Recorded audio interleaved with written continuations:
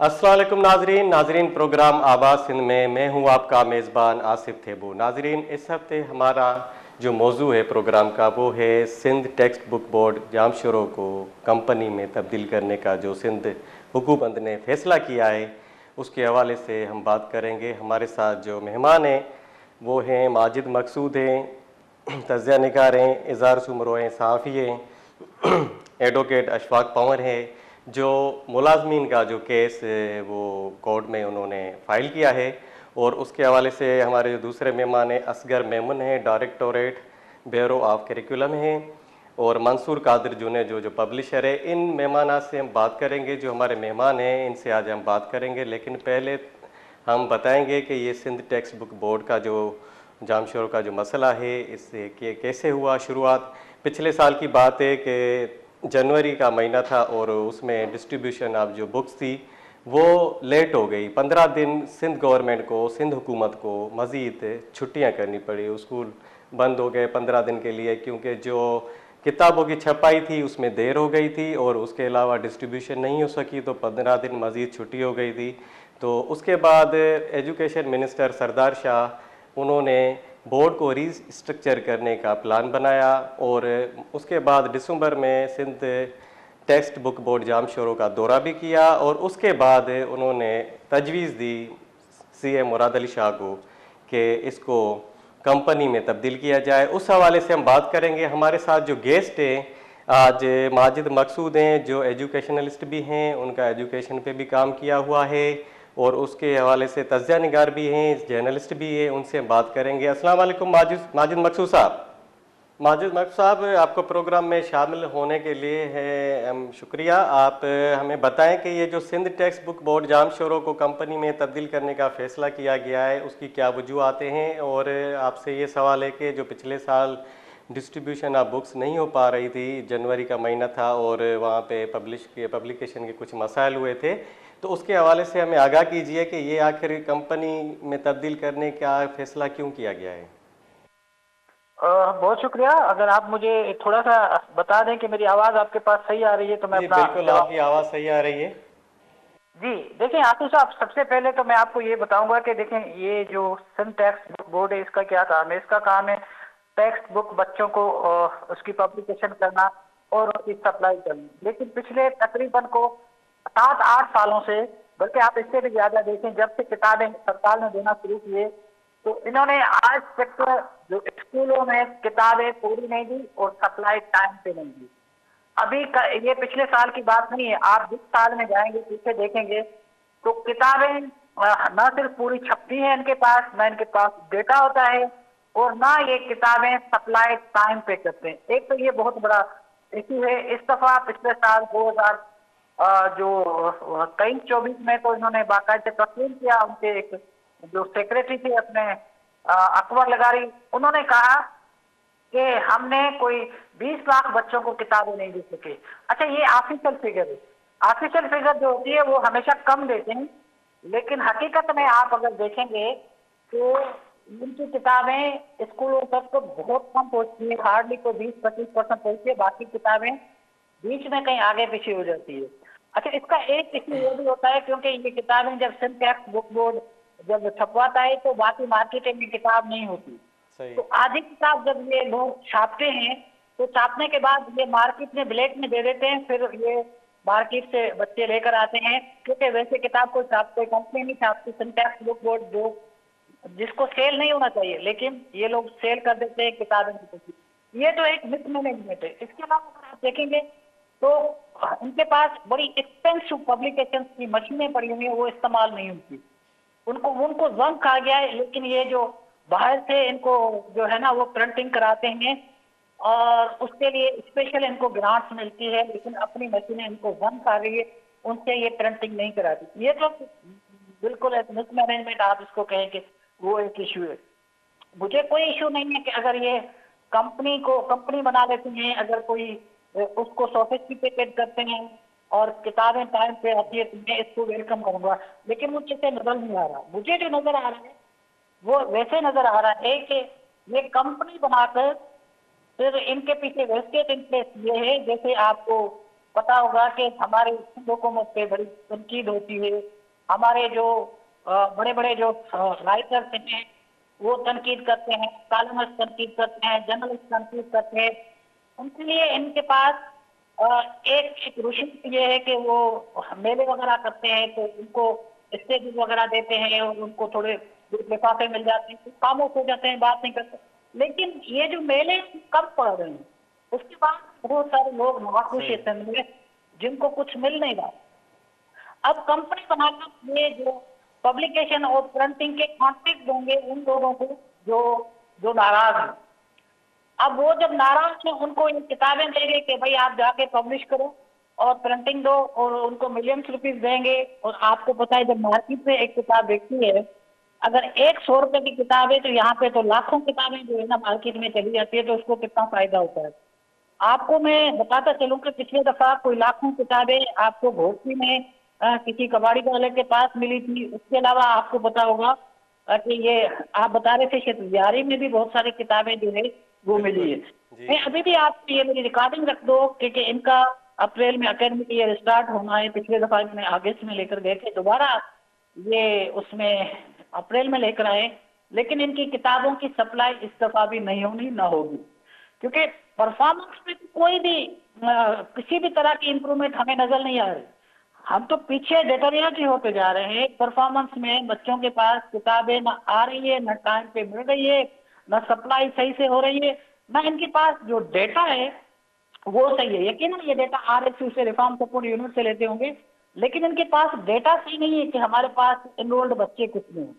पिछले दफा मैं आपको बताता चलो, हमारे एक दोस्त है अशरफ कुंगो साहब, उसने एक आर्टिकल लिखा है, उस आर्टिकल को भी आप बेस बना सकते हैं। जी। उन्होंने जी। कहा कि कोई 55 जो है वो 5.5 जो है ना मिलियन बच्चे हमारे जो है ना वो एनरोल्ड है। ये जी। किसी तरह भी वैलिडेट नहीं होता। उसकी वजह ये है कि कोई इंडिकेटर हमें नहीं मिलता है कि ये 46 या 40 सॉरी 4.6 या 46 आप उसको लाख के नहीं, इतने बच्चे आपके पास स्कूलों में मौजूद थे और आपने 55 कर दिए, ये हो नहीं सकता। इसकी वजह ये कि इतने जो किताबों की छपाई नहीं होती, वो असगर साहब ने भी यही लिखा है। तो मैं आपसे ये कह रहा हूँ कि ये सिर्फ ड्रामेबाजी करते हैं, परफॉर्मेंस पे किसी भी किस्म का कोई भी संजीदगी हमें नजर नहीं आती। यकीनन जो यहाँ पर लोग हैं, एग्जिस्टिंग स्टाफ है, उनमें फ्रस्ट्रेशन है कि कंपनी नहीं होनी चाहिए, हमें निकाल देंगे, हमारी जॉब्स चली जाएंगी, ये अलग इशू है। लेकिन सही। मैं बात करूंगा, इसको हुकूमत जिस तरह चाहे टैकल करे उनको, और ये गोल्डन हैंडशेक दे दे, उनको पैसे दे दे, वाट एवर जो भी हुकूमत का काम है वो हुकूमत है। लेकिन एजुकेशनिस्ट आपको सिर्फ ये बात बताना चाहता हूँ कि इससे आपकी जो किताबों के लिए जो किताब टाइम पे जाने चाहिए उसकी परफॉर्मेंस पे मुझे कोई उम्मीद नहीं है कि किताब बच्चों को टाइम पे मिलेगी। अच्छा माजिद साहब बताएं, ये आप कह रहे हैं कि 20 लाख बच्चों को किताबें नहीं मिली थी, ठीक है, और आप कह रहे हैं कि जो छपाई का मसला है या डिस्ट्रीब्यूशन का या सप्लाई का मसला है उस पर आप कुछ नहीं कह सकते कि उसमें कोई प्रोग्रेस आएगी। तो ये जो हुकूमत का फैसला है सिंध टेक्स्ट बुक बोर्ड जामशोरों को कंपनी में तब्दील करने का, आप इसको सही समझते हैं? क्या इससे बेहतरी आएगी? नहीं, मुझे नहीं लगता ना बेहतरी जी। मैंने आपसे अर्ज किया कि इसके पीछे जो जो ऑब्जेक्ट है वो मुझे ये नजर आ रहा है कि अपने लोगों को खुश करना है। और अपने आपको पता है कि यहाँ पर कोई हमारे पास जो बजट है वो कोई 350 जो है वो अरब रुपए बजट है। 300 पता नहीं 13 या कितने अरब रुपए बजट है। तो पब्लिकेशन की बुक्स की बहुत ज्यादा बजट है ना। तो जब कंपनी बनेगी तो अपने कॉन्ट्रैक्ट कराएंगे, वो जिसको चाहे कॉन्ट्रैक्ट देंगे, पैसा गवर्नमेंट का होगा, अपने लोगों को खुश करने के लिए ये कंपनी बनाएंगे, इसका फायदा कुछ नहीं होगा। माजिद ये साहब बात कंपनी मेरी से आप पहले समझ लीजिए। देखें, माजिद साहब ये तो कंपनी चले बना रहे हैं ठीक है, लेकिन इससे पहले भी तो ये अपने लोगों को ही नवाजते हैं ना। ये तो हुकूमत में जो बैठे हुए हैं लोग या तालीम के इदारे में जो बैठे हुए हैं, ये जो बोर्ड के अंदर बैठे हुए उनको भी, वो बोर्ड के अंदर भी तो माफियाज है। उसके बारे में आप क्या कहेंगे? क्या उसको पहले नहीं नवाजा गया जो अब कंपनी बनेगी उसके बाद नवाजा जाएगा? इसकी वजह यह है कि वो किसी और ने नवाजा था, अभी को और नवाज रहा है। हर किसी की अपनी लाभी है ना सिंध में। देखें अभी जो लोग बैठे हैं आपको पता है वो एहतजाज भी कर रहे हैं, प्रोटेस्ट भी कर रहे हैं। उन्होंने बहुत सारे लोगों के साथ मिल मुलाकात करना भी शुरू कर दी है कि हम कंपनी नहीं बनने देंगे। क्यों? वजह क्या है? वो लोग तो वो भी गवर्नमेंट के हैं। उसकी वजह यह है कि हर किसी की अपनी लॉबी है। ये एज ए पार्टी काम नहीं करते, ये अपने लाभ ही चलाते हैं, अपने लोगों को खुश करते हैं। आपने देखा होगा कि हमारी जो एजुकेशन इंडस्ट्री में जो लोग बैठे हुए हैं वो ज्यादातर एजुकेशन नहीं है, एजुकेशन के लोग नहीं है। कोई कहाँ से आ रहा है, कोई कहाँ से आ रहा है, उनको उन्होंने जो ना डेपुटेशन पे बिठा दिया है। हालांकि डेपुटेशन है भी बंद, लेकिन उनके स्टाफ में अभी भी काम कर रहे हैं। तो मसला ये है कि ये अपने लोगों को इस तरह खुश करेंगे, क्योंकि जब आप एक कॉन्टेक्ट दे देते हैं ना कि भाई आप ये सन टैक्स बुक बोर्ड वाले जाके जो है वो किताबें छपाएंगे, अब ऐसी कहानी नहीं होगी ना। अब उसमें बहुत सारे लोग इन्वॉल्व, स्टेक होल्डर इन्वॉल्व हो जाएंगे, प्राइवेट कंपनीज आएगी, फ्रेंचाइज बनेगी, किसी प्राइवेट कॉन्ट्रेक्टर को पैसे दिए जाएंगे, आप इसकी जो है ना वो प्रिंटिंग पब्लिकेशन करें। तो इसमें बहुत सारे लोग एंगेज हो सकते हैं, और जिसमें ज्यादा लोग एंगेज होते हैं उसकी परफॉर्मेंस वैसे भी अच्छी नहीं होती।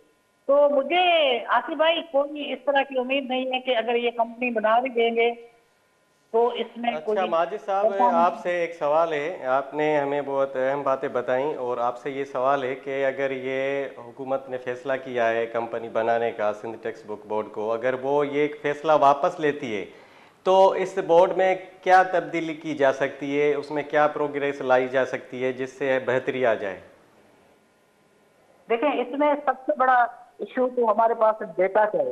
ये भी हमारे एक दोस्त ने लिखा था, जैसे आपके पास डेटा मौजूद नहीं था। जो एनुअल सेंसस होती है एजुकेशन की, वो सही से नहीं होती। वो भी आप घर बैठे लोगों को दिया जाता है काम की, तो वो बता देते हैं, टीचर से जाकर आपको टेलीफोन कर देते हैं कि कितने बच्चे हैं आपके पास, बता दें। तो जो एनुअल सेंसस जब आपके पास सही नहीं होगी एजुकेशन की, तो आपके पास डेटा सही नहीं आएगा। तो जब डेटा आपके पास सही नहीं होगा तो आपके पास सही नहीं होती। हमारा अलमिया ये है कि हमारे सेक्रेटरी के पास भी डेटा डायरेक्टर सही नहीं देते, और डायरेक्टर आगे जो है वो मिनिस्टर के पास जो है वो डेटा सही नहीं पहुंचता, मिनिस्टर सीएम साहब को भी डेटा सही नहीं देकर। ये अभी डेटा को जो चैलेंज किया है वो आपको और हमारे दोस्त असगर सोमरो साहब ने किया है कि डेटा सही नहीं है। जब डेटा सही नहीं होता तो वो डेटा जाता है आपके सन टैक्स बुक बोर्ड में। जब वहां जाता है तो प्रॉब्लम होती है। एक तो आपके पास जो एनरोलमेंट, जो रियल एनरोलमेंट है, और आपका हेड काउंट है, उसमें बड़ी डिस्टेंस होती है। अब आपको लोग, हमारे स्कूल में 600 बच्चा है। अब 600 बच्चा तो होती, वो हेड काउंट में आती उनकी होती नहीं है। वो 600 बच्चा एसएमसी के पैसे मिलते हैं। तो जब स्कूल का इनके पास तो डेटा नहीं होता, और उसके बाद जब ये किताब जब छपती है तो वो उनके पास जो डेटा है वो अपना स्पेकुलेट करते हैं कि भाई इन्होंने के पास जो है वो 300 बच्चा लिखा हुआ है, तो यकीनन 200 होगा, 100 बच्चा नहीं आएगा। लेकिन ये ऐसे नहीं हो सकता, आप तुक्का लगाए। आपके पास जब रियल डेटा नहीं है तो आप क्लेम नहीं कर सकते। तो ये करते इस तरह, और उसके बाद आपके पास बहुत सारी किताबें जो है वो शॉर्ट देते हैं। तो मेरा ख्याल है जब तक इस डेटा को आपके पास सही नहीं दिया जाएगा, और टाइमली डेटा टाइम आना चाहिए। इनके पास मसला ये है कि पिछले साल ये हुआ, दिसंबर महीने एनरोलमेंट कैंपेन स्टार्ट करी थी। आप मुझे बताएं, जब दिसंबर में कैंपेन होगी, ड्राइव होगी अपना एनरोलमेंट कैंपेन, आप मुझे बताएं जब बच्चा नया आएगा तो उसको किताबें कैसे मिलेगी, और वो सिलेबस को और करिकुलम को जो टीचर है वो मीट कैसे करेगा। तो इनके पास कोई पॉलिसी जो है वो पॉलिसी नहीं है, नहीं है। आपके पास जब कोई भी इन्वॉल्वमेंट कैंपेन होती है तो वो आपके साथ जब एकेडमिक ईयर स्टार्ट होता है तो तब से स्टार्ट हो जाती है। लेकिन इनकी कभी अगस्त में चल रही थी, कभी इनकी जो है वो दिसंबर में चल रही थी। अगस्त में अगर दिसंबर में जब बच्चा आता है शिक्षा भी नहीं मिलती। तो प्लानिंग का बड़ा फुकदान है, प्लानिंग का बहुत फुकदान है, और कोई पॉलिसी नहीं है। बहुत बहुत शुक्रिया माजिद साहब, आपने हमें अपना कीमती वक्त दिया। नाजरीन, हमारे साथ मौजूद थे मेहमान माजिद मकसूद, जो तजिया निगार और एजुकेशनलिस्ट थे। उनका कहना था कि ये सिंध टेक्स्ट बुक बोर्ड जामशोरों को जो कंपनी में तब्दील करने का फैसला सिंध हुकूमत ने किया है उससे कोई फ़र्क नहीं पड़ेगा, क्योंकि ज़ाहिर इनके पास कोई प्लानिंग नहीं है और कोई पॉलिसी नहीं है। क्योंकि डिस्ट्रीब्यूशन ऑफ बुक्स है या सप्लाई जो बुक्स की होती है स्कूलों में या बच्चों तक, वो बहुत देर से पहुंचते हैं। इनको रीस्ट्रक्चर करना चाहिए, लेकिन कंपनी में तब्दील करने के बाद मज़ीद मसाइल पैदा होंगे। नाज़रीन, यहाँ पे हम लेते हैं एक मुख्तसर सा ब्रेक, मिलते हैं ब्रेक के बाद।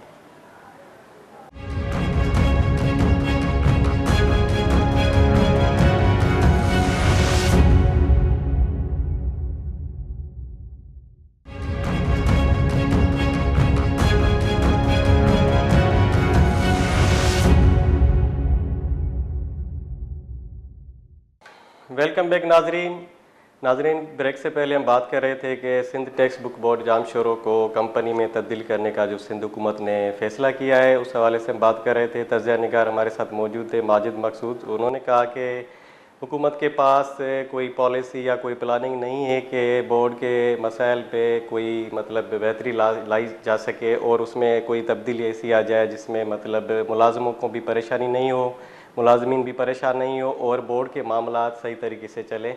अब हमारे साथ जो मेहमान हैं वो सीनियर तज्ज़िया निगार भी हैं, सहाफ़ी भी हैं, इज़हार सुमरो साहब। अस्सलाम वालेकुम इज़हार सुमरो साहब। जी वालेकुम अस्सलाम। इज़हार सुमरो साहब, ये जो बोर्ड के मामलात हैं, सिंध टेक्स्ट बुक बोर्ड जामशोरों को कंपनी में तब्दील करने के हवाले से जो मुलाजमीन ने केस भी मतलब अपील भी की है, जज साहब को ख़त भी लिखा है कि ये कंपनी का जो फैसला किया गया है सिंध हुकूमत की तरफ से, इसको वापस लिया जाए, इसके हवाले से आप क्या कहेंगे? देखें, सबसे पहले तो ये हमने एक्सक्लूसिवली खबर ब्रेक की थी, जिसको अभी तक ऑफिशियली एक्नॉलेज करने के लिए ना तो सिंटेक्स बुक बोर्ड के चेयरमैन तैयार हैं, ना सेक्रेटरी, ना ही महकमा तालीम के मिनिस्टर और सेक्रेटरी इस पे ऑफिशियली कोई मौक़िफ़ देने के लिए तैयार हैं। उनकी ये खामोशी यकीनी तौर पे मुलाजमीन के लिए भी परेशानी का सबब है और मजमूई तौर पे पूरी सोसाइटी के। मैं आपको थोड़ा सा इसका पहले बैकग्राउंड बताना चाह रहा हूँ कि ये सिंध के जो मजमूई तौर पे 1 करोड़ से ज़्यादा बच्चे स्कूलों में पढ़ते हैं, उनमें से 40 लाख बच्चे तो प्राइवेट स्कूलों में पढ़ते हैं और बाकी जो 60 लाख से ज़्यादा बच्चे सरकारी स्कूलों में सिंध एजुकेशन फाउंडेशन के साथ, KMC, DMC के साथ पढ़ते हैं। उन बच्चों को तालीम के लिए जो बुनियादी ज़रूरत होती है, यानी किताबें, वो प्रोवाइड करना सिंध टेक्स्ट बुक बोर्ड की जिम्मेदारी है। ठीक है। लिहाजा सिंध के तालीम के हवाले से यूँ कह सकते हैं कि 60% जो बच्चे हैं उनका डिपेंडेंस है इस इदारे पे। ये मामूली इदारा नहीं है, बहुत अहम इदारा है, पहली बात। बिल्कुल ठीक है। अब इसमें हालांकि हकीकत ये है कि जो इनका ऑर्डिनेंस है 1970s में जो ये बना, उस ऑर्डिनेंस के मुताबिक ये एक ऑटोनॉमस बॉडी है जिसको एक बोर्ड ऑफ गवर्नर्स ने रन करना है और चेयरमैन और सेक्रेटरी इसके मेन ओहदेदार हैं। अब प्रैक्टिकली क्या हो रहा है कि जो महकमा तालीम है उसने यूं समझ लें कि इदारे की ऑटोनॉमी को भी जो है ना डोमिनेट किया हुआ है, कंट्रोल किया हुआ है और मिनिस्टर साहब डायरेक्ट यूं समझ लें कि बोर्ड के चेयरमैन बने हुए हैं और तमाम अख्तियारात, तमाम डिसीशंस महकमा तालीम के थ्रू हो रहे हैं, पहली बात। सही। नतीजे में ये हो रहा है कि जो बोर्ड की जो ऑटोनॉमी है, जब वो इफेक्ट होगी तो तमाम डिसीजन मेकिंग्स भी इफेक्ट होंगी। दूसरा इसमें जो एस्पेक्ट है वो ये है कि पब्लिशर्स का एक बेनिफिशियरी ग्रुप है, जो मखसूस लोग हैं जिनको हर साल अरबों रुपए का काम मिलता है।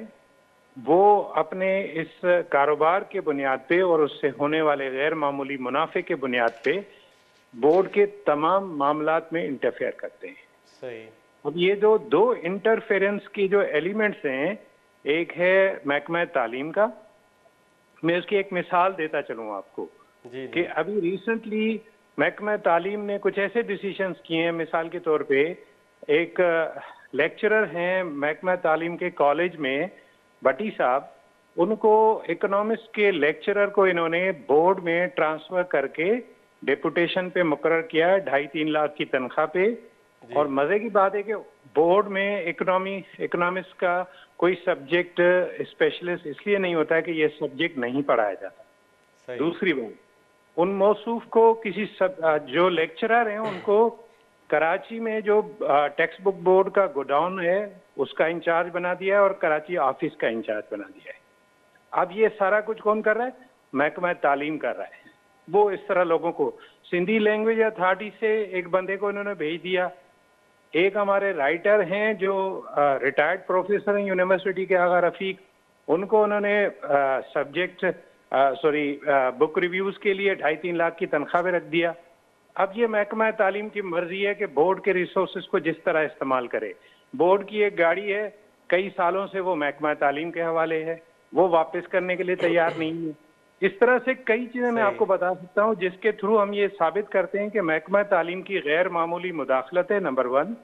और नंबर 2, वो जो पब्लिशर्स हैं वो और महकमा तालीम मिल के सारे मामलात को कंट्रोल किए हुए, और अमली तौर पे ये आम बोर्ड के मुलाजिम से भी आप पूछेंगे तो वो ये बताएगा आपको कि ये जो चेयरमैन और सेक्रेटरी हैं ये बराए नाम हैं, इनकी अथॉरिटी और मर्जी कोई नहीं चलती, जितने भी फैसले होते हैं वो ऊपर से होते हैं, और उसमें मशावरत होती है महकमा तालीम और मखसूस पब्लिशर्स ग्रुप की वजह से।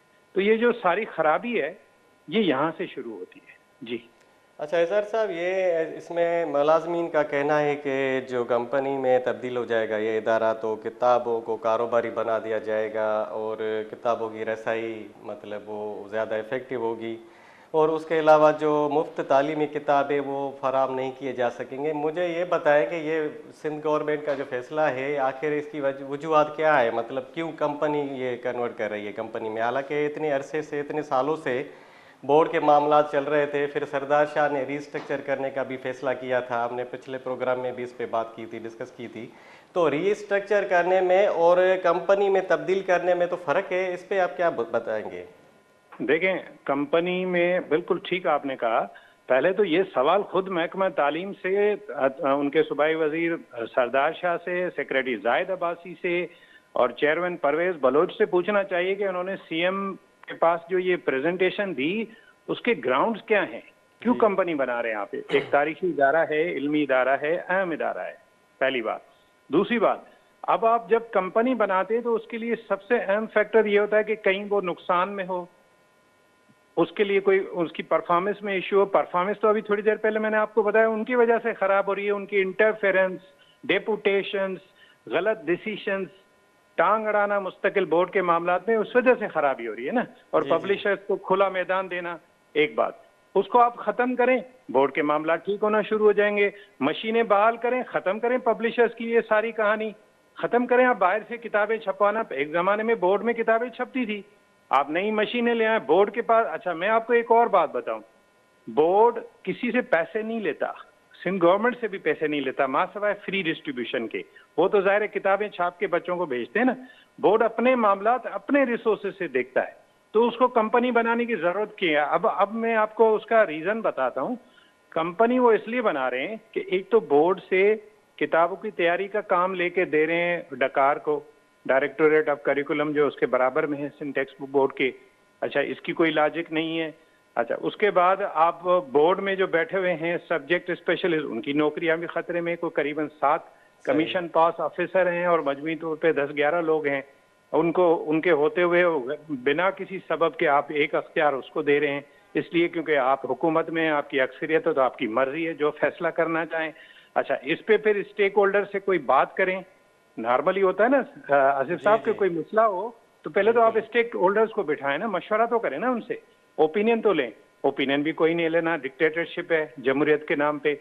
तीसरा जो फैक्टर है कि ये सारा बंदोबस्त, अब किताब की तैयारी का काम हो गया, बोर्ड से लेके दे दिया आपने डकार को, आसान काम है। बाकी रह गया काम किताबों की छपाई का और डिस्ट्रीब्यूशन का, जिसमें पैसा इन्वॉल्व है। तो जी उसके लिए भी वो कंपनी बनाएंगे, किसी को एक उसका बॉस बना देंगे, एग्जीक्यूटिव ऑफिसर बिठा देंगे कोई, और मार्केट से वो उसको ले लेंगे, और नतीजे में फिर ये सारा कुछ जो है ना मामला वो उस पब्लिशर ग्रुप के हाथ में दे देंगे, जी ये प्राइवेट कंपनी है, चलाएं आप इसको। इसके पीछे एक और फैक्टर भी है, बोर्ड के पास कराची में 2 जगह पे, हैदराबाद जामशोर में 1 जगह पे अरबों रुपए की जमीन है। बोर्ड के अपने अकाउंट में अरबों रुपए पड़े हुए हैं। अब उनकी जाहिर है कि कारोबारी लोग तो इस चीज को भी देखते हैं, लेकिन मैं आपको इसका बहुत बड़ा नुकसान बताता हूं। अगर ये कंपनी होती है तो ये कमर्शियल हो जाएगी। जब कमर्शियल हो जाएगी तो ये जो बच्चे को सस्ती किताब मिल रही है, फ्री में किताब मिल रही है, जो मार्केट की किताब होती है वो भी मुनासिब कीमत की होती है। टेक्स्ट बुक बोर्ड की किताब बाकी प्राइवेट पब्लिशर्स की किताबों के मुकाबले में सस्ती होती है, ए। बी, जो फ्री डिस्ट्रीब्यूशन होती है वो उन गरीब बच्चों को मिलती है जो अफोर्ड नहीं कर सकते। ये दोनों किताबों की कीमतों पे असर पड़ेगा, अमली तौर पे हमारा बच्चा किताबों से महरूम होना शुरू हो जाएगा। अब मुझे बताएं, ये खिदमत कर रहे हैं सिंध के तालीम की या उन मखसूस पब्लिशर्स की खिदमत कर रहे हैं? ठीक, बहुत बहुत शुक्रिया एजाज साहब, आपने हमें बहुत अहम बातें बताई। नाजरीन, हमारे साथ मौजूद थे सीनियर तज्ज़ा निगार और सहाफ़ी हैं एजाज सुमरू साहब, जो बोर्ड के मामलात पे बात कर रहे थे कि सिंध टेक्स्ट बुक बोर्ड जामशोरों को कंपनी में तब्दील करने से नुकसानात होंगे। जो बच्चों को मुफ्त किताबें दी जा रही हैं, अगर वो प्राइवेटाइज कर दिया जाएगा, इदारे को कंपनी में कन्वर्ट किया जाएगा, तो वो जो पब्लिशर होंगे, प्राइवेट पब्लिशर होंगे, वो किताबों की कीमतों में भी इजाफा करेंगे और बच्चे तालीम से और उस मुफ्त किताबों से, सस्ती किताबों से महरूम हो जाएंगे। नाज़रीन, यहाँ पे हम लेते हैं मुख्तसर सा ब्रेक।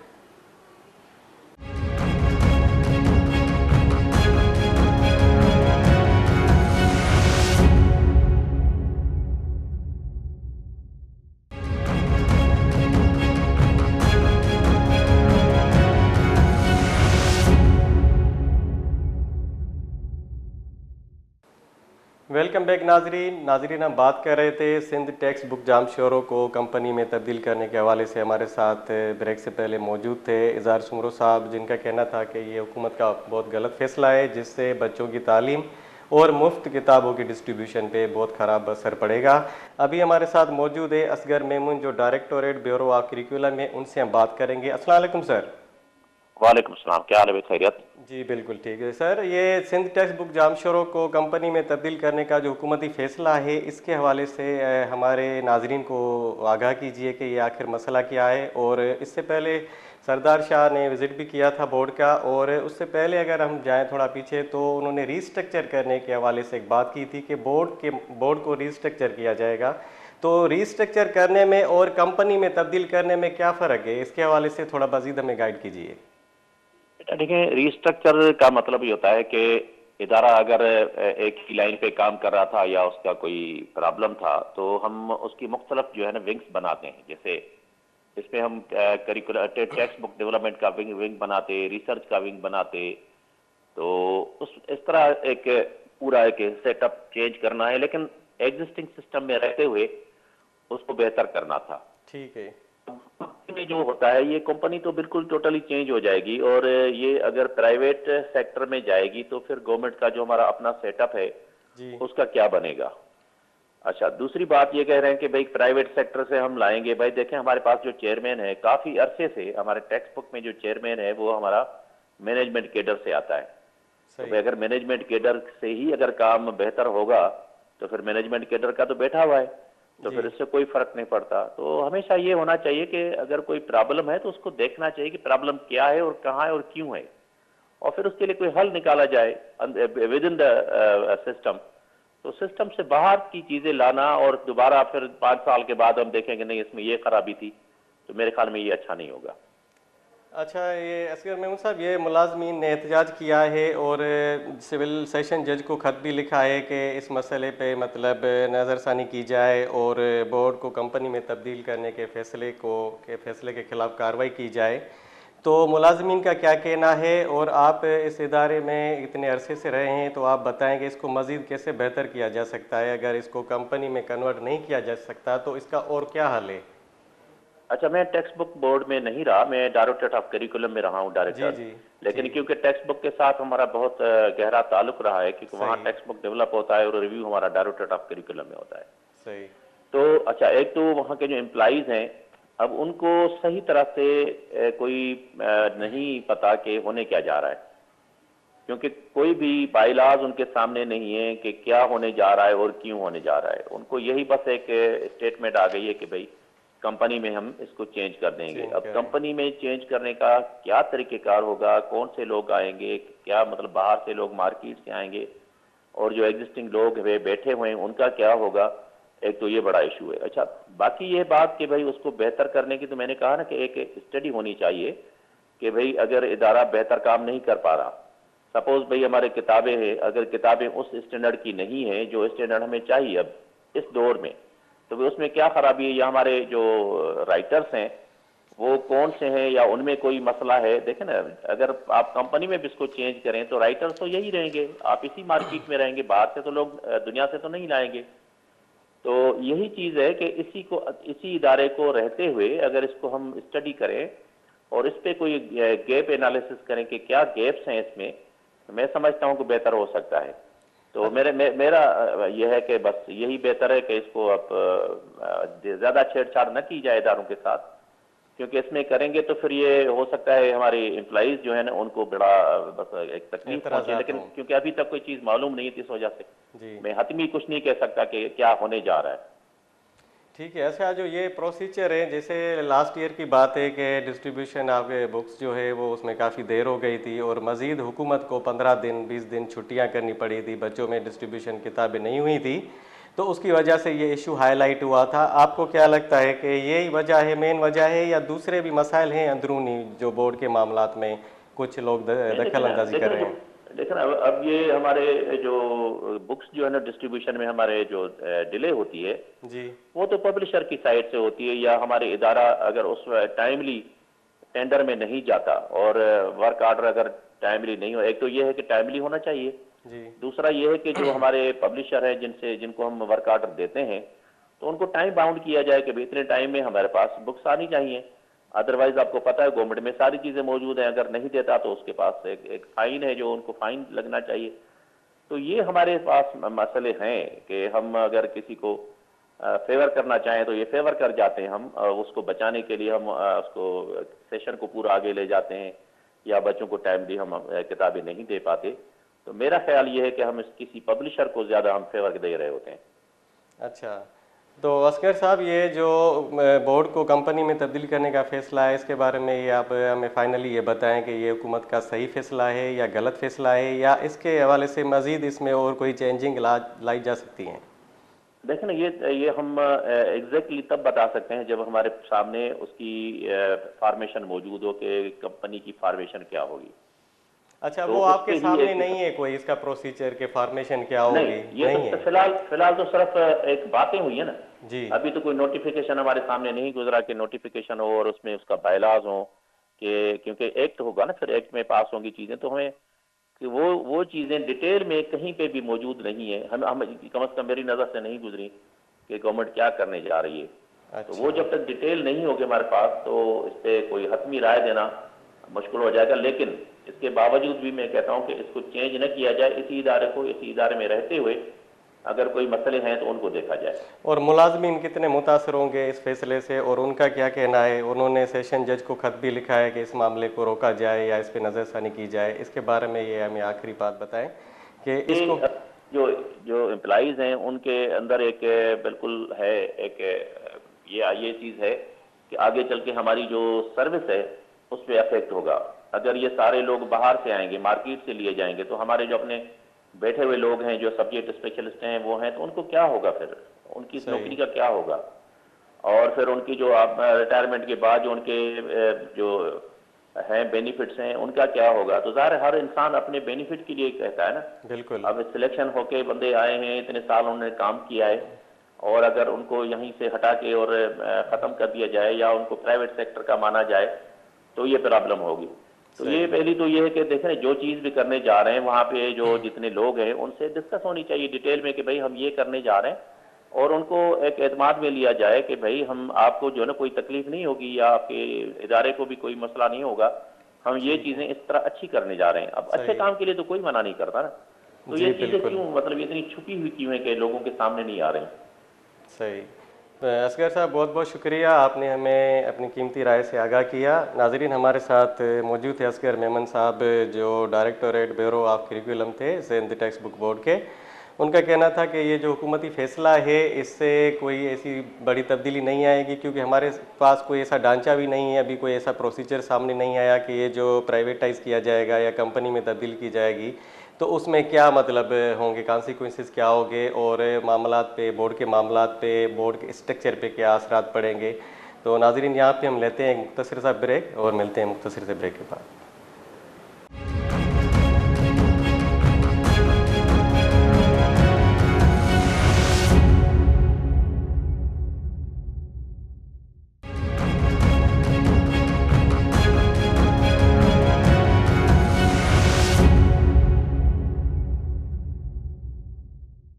वेलकम बैक नाजरीन, हम बात कर रहे थे Sindh textbook board Jamshoro को कंपनी में तब्दील करने के हवाले से हुकूमती फैसले पे हम बात कर रहे थे। हमारे साथ मौजूद थे Asghar Memon, directorate bureau of curriculum थे।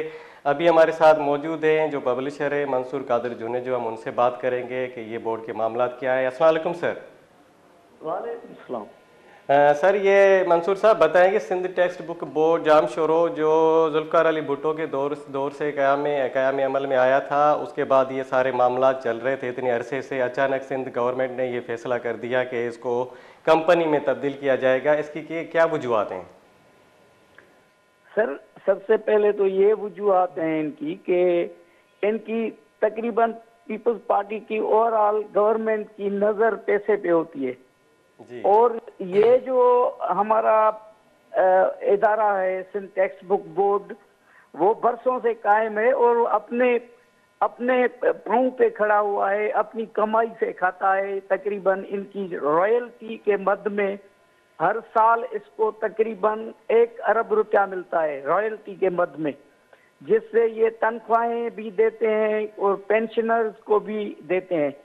दरअसल बात यह है कि ये असेट्स हैं इसके कुछ, जिनके ऊपर इसकी गवर्नमेंट की भी नजर है और पब्लिशरों की, जो बड़े पब्लिशर्स हैं, जो 3-4 पब्लिशर्स हैं ना, 225 पब्लिशर्स रजिस्टर्ड हैं बोर्ड में, लेकिन 4 पब्लिशर्स को ये काम देते हैं। 225 पब्लिशर रजिस्टर हैं?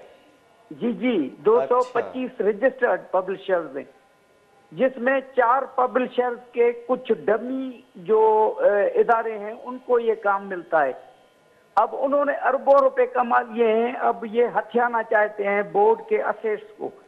आपको पता है, आप बोर्ड बेसन पे जाएं, उधर एक इनकी कैंप ऑफिस हुआ करती थी जो डिमोलिश कर ली गई पीर मजहर के दौर में, पीर मजहर उल हक जब मिनिस्टर एजुकेशन थे जी। तो उधर एक एजुकेशनल कमीशन कायम करना चाहते थे, लेकिन वो नहीं हो सका। वो तकरीबन अब 50 अरब की प्रॉपर्टी है, 2 एकड़ के इस पे वो जमीन है उधर सही बोर्ड बेसन पे। जी। उसके अलावा 20 एकड़ इनकी जमीन है जो बोर्ड जामशोरो में है। उसके आसपास में बोर्ड के नीचे आप स्टेशन की तरफ आएंगे तो 20 एकड़ जमीन है और वो भी तकरीबन नहीं तो भी 40 अरब रुपए की प्रॉपर्टी है, जो बोर्ड के एम्प्लॉइज के लिए एक सोसाइटी कायम करना चाहते थे, जो अभी तक नहीं की है इन्होंने। सही। उसके अलावा तकरीबन आप ये समझें कि कोरंगी में एक गोदाम है जिसमें ये किताबें रखते हैं, वो 4 एकड़ जमीन है उधर उस कायदाबाद में, कायदाबाद की साइड जी। तो वो इन चीजों को ये हथियाना चाहते हैं कि भाई बोर्ड बिक गया तो बोर्ड के साथ जो चीजें हैं वो भी बिक गई। अब वो कितने में ये बेच रहे हैं, लेकिन मेरे तकरीबन समझ के मुताबिक 1 खरब यानी 120-25 अरब की के असेट्स हैं बोर्ड के, असेट्स हैं। सही। और उसकी कोई बात भी नहीं करता, न गवर्नमेंट बात करती है। भाई कंपनी किसकी? एक इदारे को आप एक बंदे के हाथ में देकर और वो कंपनी बना रहा है, उसके कंपनी ऐसे मैं बनाता हूँ, कंपनी मुझे दे दें, ये बोर्ड में चलाता हूँ। और आपको ये पता होना चाहिए कि मैं मैडम हमीदा खोड़ो के दौर में उसका एडवाइजर था। बिल्कुल एजुकेशन में जी, हमें याद है। तो मुझे ये सब पता है, कि ये क्या करने जा रहे हैं। आपको एक और भी बात मैं बताऊं कि भाई ये जो है ना 5 अरब रुपए की FDA फ्री डिस्ट्रीब्यूशन जो किताबें बच्चों को देते हैं, ये इस साल 5 अरब हुए हैं, वरना 2.5 अरब की होती है ये इनकी जो FD। और उसके अलावा तकरीबन 15 अरब रुपए की किताबें मार्केट में ये बेचते हैं। अच्छा, वो बेचते हैं। सही। जी, वो मार्केट की किताबें अलग होती हैं। आपको पता है कि 9वीं जमात से लेकर 12वीं जमात तक इधर जो भी बोर्ड इम्तिहान लेते हैं ना, भले वो प्राइवेट जो इदारे हैं बड़े बड़े, ये बीकन हाउसेज, ये सेंट मैरीज, ये सेंट पैट्रिक, ये जो ये सेंट जोसेफ, या ऐसे कई इदारे हैं, वो सारे इदारे यही इनकी किताबें पढ़ते हैं। अच्छा। और उनकी किताबें लेते हैं मार्केट से। फ्री तो ये गवर्नमेंट स्कूलों में देते हैं, लेकिन मार्केट में ये 15 अरब की जो है ना वो किताबें, लेकिन ये पब्लिशर दिखाते हैं कि भाई ये हमने जो है ना 2 लाख किताबें तकरीबन ली हैं मार्केट के लिए, लेकिन वो 20 लाख होती हैं तकरीबन जो है ना वो बाकी पायरेसी करते हैं, ये पेपर मंगा के लाहौर से ये पायरेसी करते हैं, वो पायरेटेड में काफी किताबें आपको दिखा सकता हूँ। आप मार्केट में जाए ना, ये बड़ा इदारा है, ये कमाने वाला इदारा है। इसने आज तक इसके अकाउंट में भी 8-10 अरब रुपए पड़े हैं और उसी से ये तनख्वाहें देते हैं, अपने इदारे को चलाते हैं। और ये नुकसान में नहीं है इदारा भाई, नुकसान में तो हम देखते हैं कि मुल्क नुकसान में जा रहा है, बड़े बड़े इदारे नुकसान, PIA नुकसान में जा रहा है, बंदरगाह नुकसान में जा रहा है, स्टील मिल नुकसान में जा रही है। लेकिन आप देखें ये फायदे में जा रहा है इदारा, लेकिन फिर भी इसको बेच रहे हैं और एक बंदे के हवाले, एक कंपनी के हवाले कर रहे हैं। ये ज्यादा से ज्यादा नाइंसाफी है, जिसकी हम मजम्मत भी करते हैं। इसके खिलाफ एक भरपूर तहरीक चलाने वाले हैं हम। कल से इंशाल्लाह हमारे जो है ना ये पब्लिशर्स दोस्त जो हैं वो अलग अपनी एक तहरीक जो है ना मैनेज कर रहे हैं, जो हम चलाएंगे इंशाल्लाह। सही, बहुत बहुत शुक्रिया मंसूर साहब, आपने हमें अपना कीमती वक्त दिया। नाजरीन, हमारे साथ मंसूर कादिर जुनेजो साहब मौजूद थे, जो पब्लिशर थे और बोर्ड के मामला से हमें आगाही दे रहे थे।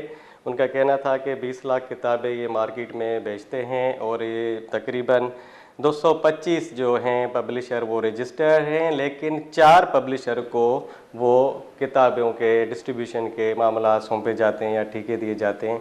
नाजरीन, यहाँ पे हम लेते हैं एक मुख्तसर सा ब्रेक, मिलते हैं ब्रेक के बाद।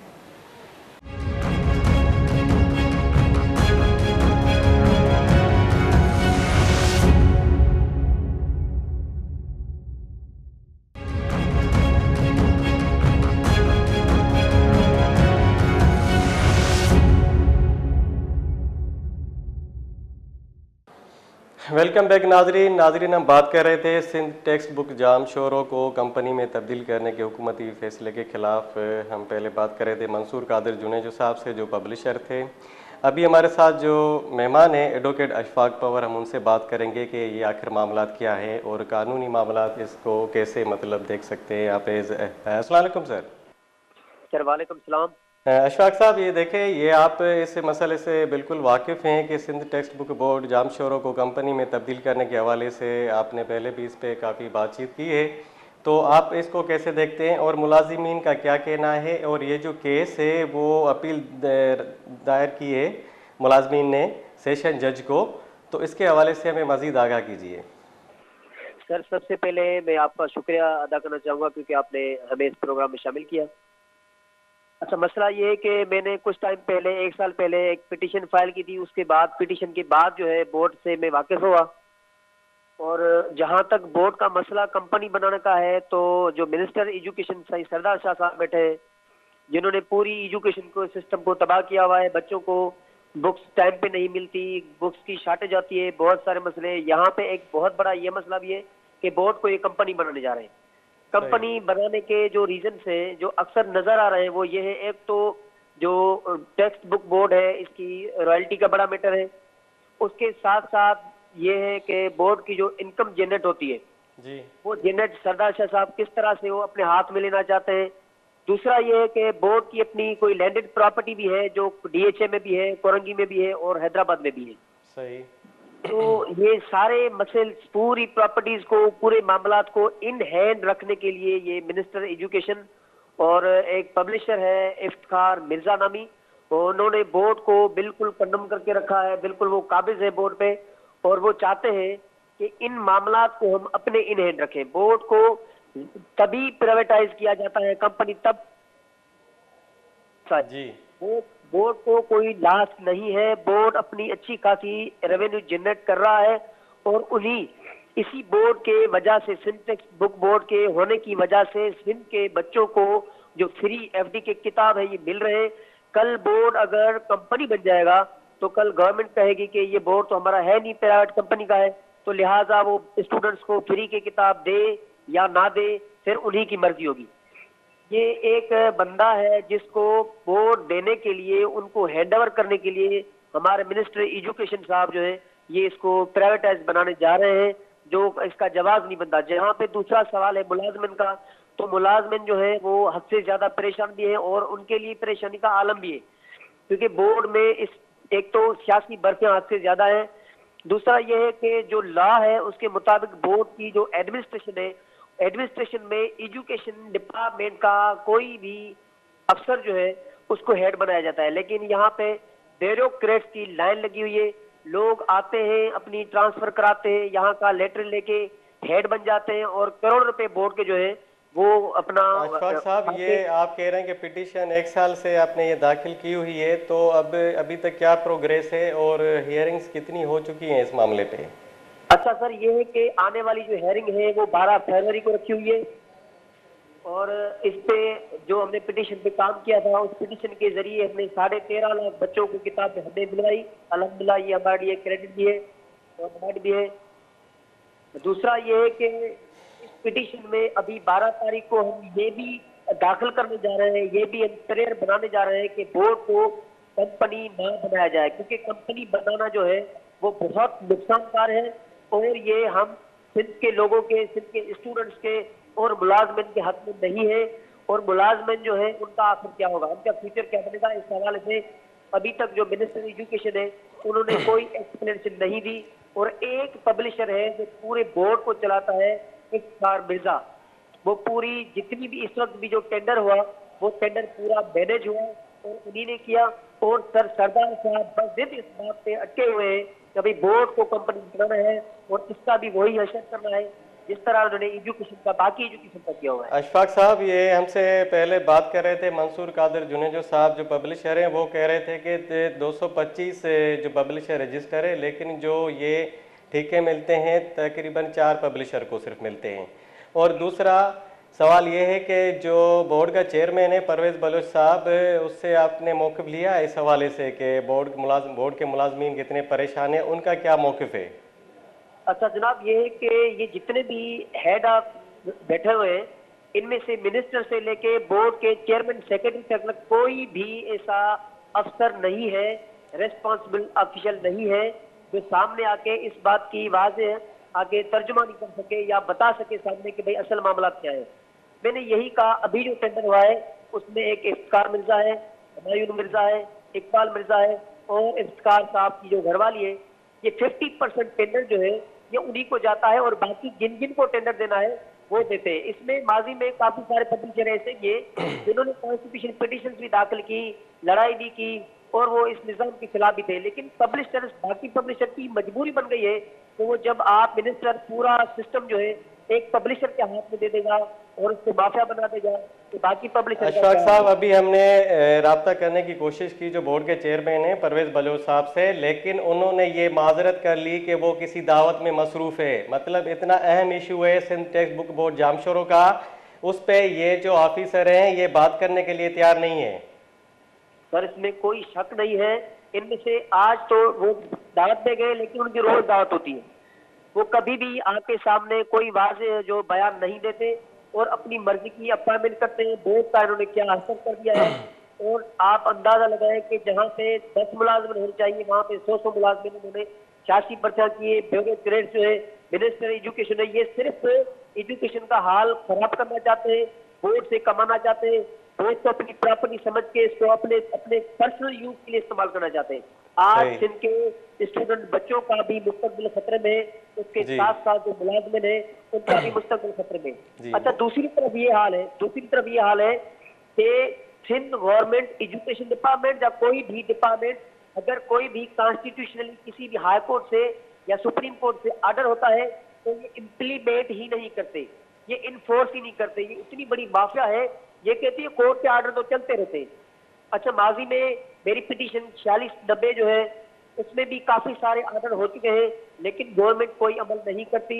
लॉ एंड ऑर्डर की सिचुएशन बहुत खराब है, 2 लाख की सिचुएशन बहुत खराब है और मिनिस्टर एजुकेशन ने अवाम की और अवाम को जो फंड्स है वो चाहे फॉरेन फंड्स हो या सिर्फ गवर्नमेंट के फंड्स हो, अपने जाती इस्तेमाल के लिए उन्होंने पैसे की धज्जियां उड़ा दिए।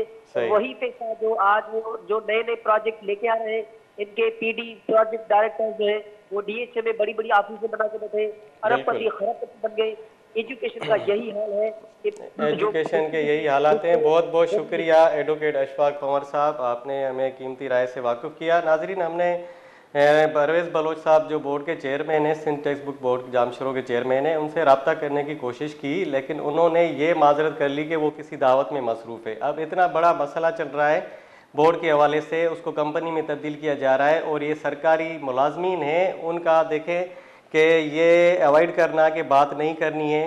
नाजरीन, हमारे साथ जो अभी मेहमान थे वो बात कर रहे थे अशफाक पंवर साहब। उन्होंने कहा कि ये जो पिटीशन दाखिल की हुई है तकरीबन 1 साल से और ये मामला चल रहे हैं कि देखें सिंध गवर्नमेंट क्या करती है और प्राइवेटाइजेशन का जो मसला है, प्राइवेटाइज करना इदारों को, उससे क्या बेहतरी आती है और सिंध टेक्स्ट बुक जामशोरों को कंपनी में तब्दील करने का जो फैसला है उस पर हमने मेहमानों से बात की।